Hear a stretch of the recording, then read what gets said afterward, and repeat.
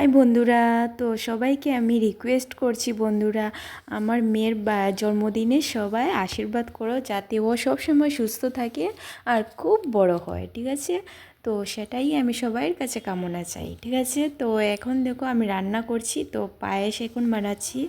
তো প্রথম দিকেই পায়েসটা আমি স্টার্ট করলাম, তারপরে আমি কুকারে বসিয়ে দেবো ডাল, মিক্সড ডাল বানাবো আর পাঁপড় ভাজি করবো, আর তোমার এদিকে পনির বানিয়ে নেব, ঠিক আছে? তো এত কিছু আর দেখানো তোমাদেরকে সম্ভব হলো না, কেন যেহেতু আমি ডিউটির থেকে এসেছি, তো তাই আমি খুব ক্লান্ত হয়ে পড়লাম, ঠিক আছে? তো তাই আমি উড়ো তাড়ো করে একদম রান্নাটা শেষ করলাম।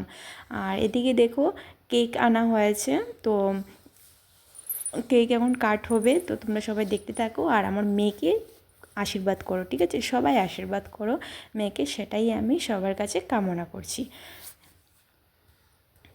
আর আমার মেয়েটা যে দুষ্টুমি করছে, যে কেক কাটবে না এরকম করছে, নাচানাচি করছে, আর কেকে ধরার জন্য ও তো খুব এক্সাইটেড।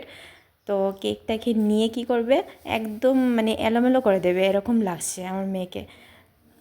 তো এরকম কিছু করছে না, প্রথম দিকে এরকমটাই করলো, তারপরে তো একদম চুপচাপ হয়ে গেল, তারপরে আর কিছু একটা